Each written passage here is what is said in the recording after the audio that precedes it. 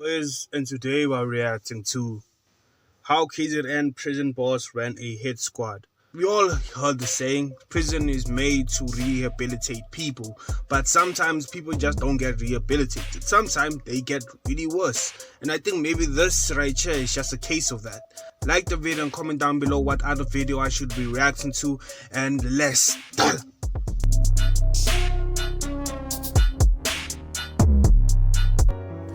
Russell Begane Ngubo is a powerful figure within the ANC. In the early 90s, the media branded him one of the feared warlords of Kwa-Zulu Natal's Midlands. He was a loyal henchman and a trusted lieutenant of the notorious Fiso Nkabinde, until their alliance collapsed after the ANC exposed Nkabinde as an apartheid spy. Ngubo hailed from Mbendle in KZN Midlands, a region where the IFP once held strong influence, but through his fearless leadership and determination of his comrades, Mbendle was transformed into an ANC stronghold, won through blood, fire and a barrel of a gun. Now this was at the height of the brutal political violence between the ANC and IFP, a war that painted the province red. Yeah, this political war, if that's what they want to frame it as, but honestly, it was also in Gauteng too. If you don't know, KZN and Gauteng is two provinces in South Africa. Now, from what I've heard from people older than me, they were like, "Hey, yo, it was really crazy in Gauteng to the point where, basically." IFP members would go to communities and basically start slaughtering everybody, from man, woman, child. It didn't matter if these communities were not pro-ANC, it just was more of a statement than anything else. Which, yeah, it did create a lot of ANC members, but at the same time, it was atrocities upon atrocities. It's just a little history of South Africa that not a lot of people talk about. It's not even in our history books. Gotta hear it from older gents. Operating as an underground member of the ANC, Ngubo carried out dangerous missions. One of his main roles was to recruit communities into the movement. In 1994, while on a mission to recruit in Stapleton, his cover was blown. Word spread that he was flipping IFP supporters into ANC members. An ambush followed. Ngubo survived, but an R5 bullet tore through his arm. From that moment onwards, secrecy was no longer an option. Ngubo emerged openly, assembling a militant unit of comrades ready to fight Inkatha head-on. Side by side with Nkabinde and with the backing of Chief Ernest Nzimande, they launched a ruthless counter-offensive. The battles were bloody, casualties many, and the war for control of the Midlands became even deadlier.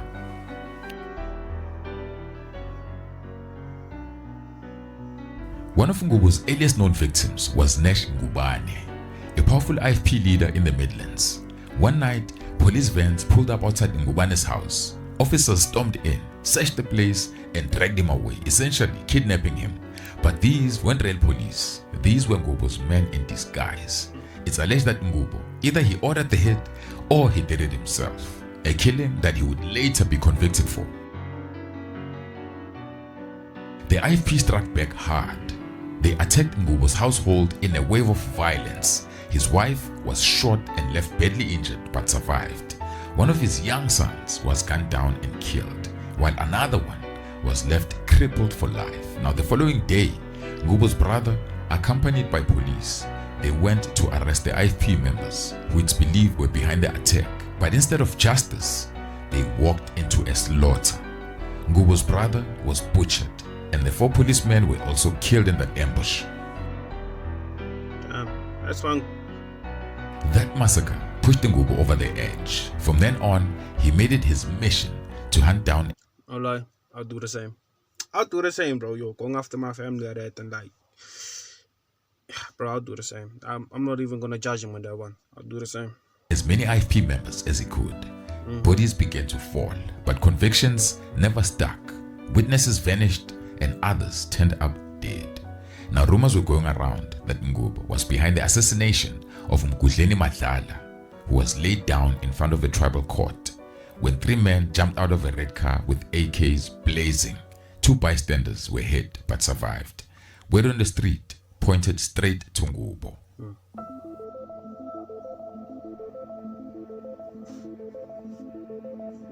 Another name tied to him was Chief David Molefe, a wheelchair-bound IFP leader who was riddled with shots in broad daylight. Again, whispers said Ngubo's hand was behind it. The violence didn't stop there. When the men accused of laying down Ngubo's brother were granted bail, Ngubo was allegedly waiting outside the courthouse with the hammer. Now, as the suspects walked amongst the crowd, shots rang out and bullets tore through the air, but somehow the targets escaped unharmed. No one dared to testify against Ngubo, and he denied everything.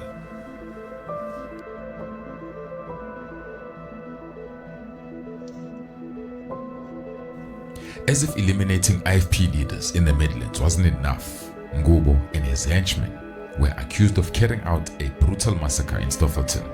They stormed a house where people believed to be IFP supporters were holding a cultural celebration. Without a warning, shooters opened fire, spraying shots indiscriminately, taking out most of those who were attending. But soon it was discovered that they had attacked a wrong house. What? Now the very next day, Ngubo's men returned to Stoffelton, this time targeting the correct house and finishing the job properly. Now with no witnesses left to testify, Ngubo once again walked free and untouchable. That's crazy though. That is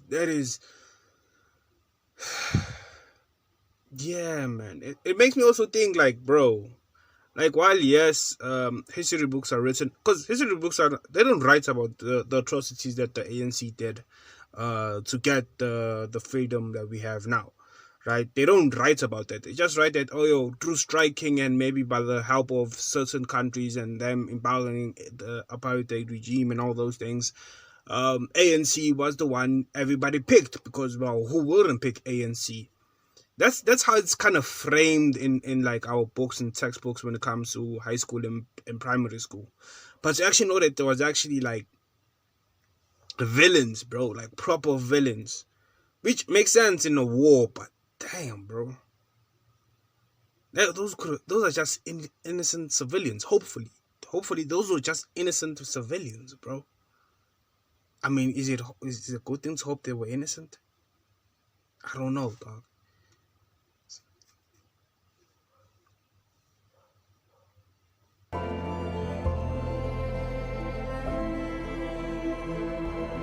Ngubo wasn't just feared on the streets, he was also a prison boss, in charge of human resources in the KZN prison system. He essentially controlled warders and staff across the province. His rise in corrections began in 1987 when he joined the service and became an instructor in the prison training college. Ngubo quickly made his mark. He became one of the early members and possibly even one of the founders of Pop Crew in KZN. At the time when security forces were banned from joining worker unions. When prison employees in KZN went on strike, Ngubo was among the first to down tools. He rallied more than 100 others to join him, sparking mass industrial protests across the province. Though they were all fired, the strike only grew stronger. In the end, for the sake of peace, the government reinstated everyone. That victory gave Ngubo even greater clout amongst the workers. Already a powerful ANC figure in Mbendle, he was now respected and feared even more. After returning to work, Ngubo's focus shifted to the prison management. But with power came darker allegations. Whispers spread that he was assaulting some members of senior management, kidnapping them and subjecting them to brutal beatings. Now inside the system, Ngubo had become a bully. But instead of being punished, he kept on climbing the ladder. Fear protected him and promotions followed. Soon, he was running the prisons across KZN, first as head of Newcastle Prison, then a new prison in KZN, before rising to one of the top positions in the corrections. But with that power came even more sinister claims. Ngubo was accused of using state resources, vehicles, weapons and even prison warders to hunt down his political enemies. In effect, he was said to have built his own private hit squad from within the correctional services itself. Earlier in his life, Ngubo worked side by side with Sfiso Nkabinde, another feared warlord, who was said to have laid down more than 120 people. Now, with the alleged support of Chief Ernest Nzimande, they unleashed a brutal war against IFP in the KZN Midlands, especially in the area of Mbendle. But alliances don't last forever. Over time, Chief Ernest Nzimande of Mbendle grew disgusted with the ANC's bloody tactics. Shocked by the slaughter in the Midlands, he turned against them and decided to testify as a state witness. He was ready to expose Ngubo and reveal a long list of hits he claimed Ngubo had ordered. The decision sealed his fate. Not long after, Ngubo and his henchmen stormed Nzimande's home and riddled him with shots. Bleeding badly, Nzimande tried to flee. He staggered outside, spotting a VW Kombi, thinking it might bring him help. But the vehicle was a trap. Inside, there were Ngubo's assassins. They jumped out and finished him off on the spot. The shooters sped away in a VW Caravelle Kombi, but fate turned against them. As they hit a curve on a gravel road, the vehicle overturned. The suspects crawled out and set the van ablaze, and they vanished. But the fire couldn't erase everything. Police later traced the chassis and the engine numbers, uncovering that the vehicle had been hired by the very correctional service that Ngubo controlled. On the streets, everyone already whispered that Ngubo took out Chief Nzimande. Nobody dared to testify, but over time, police managed to link him to the assassination. Ngubo's reign of fear wasn't limited to the battlefield. He was also accused of terrorizing his own boss when a senior woman was promoted to a position he wanted.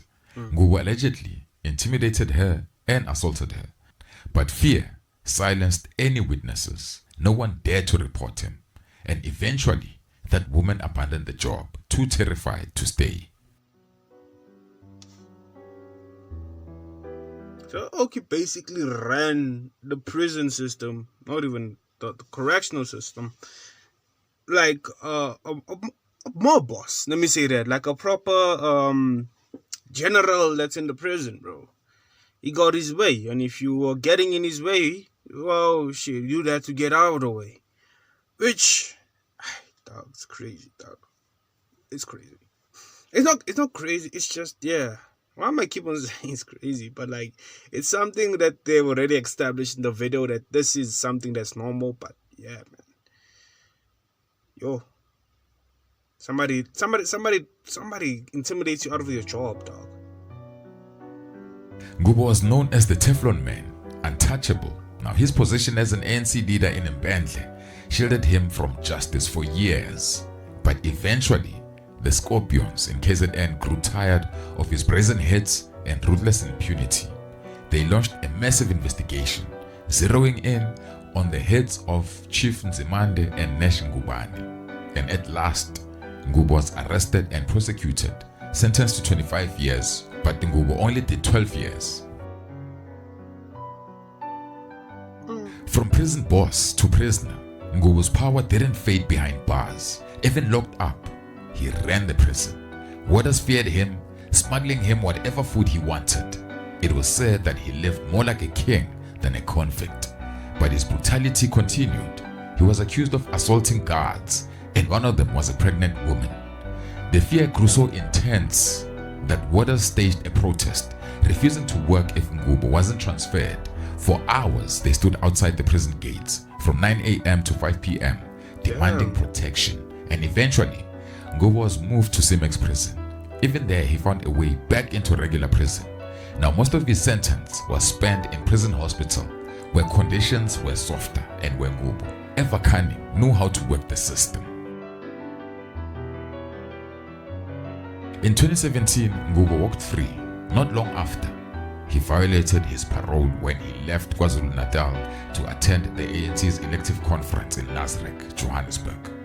Reports even claimed he was part of the VIP security detail at the event. Yet nothing stuck. Once again, the Teflon Man slipped away. Now, in 2025, Ngubo remains a powerful ANC figure in Mbendle. Whispers say he could even become the next mayor. He was an ANC mayor before. Now, in his hometown, many still rally behind him, though others live in quiet fear of his violent past. Ngubo's story is a paradox. He fought for his party, his family, and his community, sacrificing loved ones, including his child, brother, and close comrades. But he also left a trail of blood. This man is still alive, bro. I thought maybe like he passed away or something, bro. What the heck? And he still has power. Official records tie him to more than 30 murders. To some, he's a hero. To others, an unforgivable villain.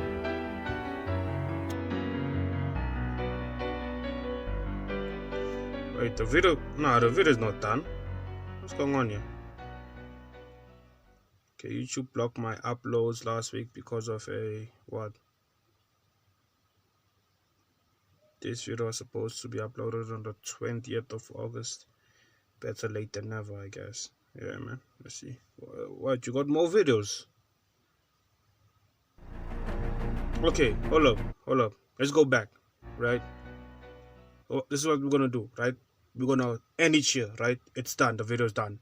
Then I'm gonna do another one and maybe like post it today and tomorrow, if like I'm really smart with my posting. So yeah, that's what we're gonna do. So yeah, thank you for watching the rest of the video. Thank you for chilling with your Owen.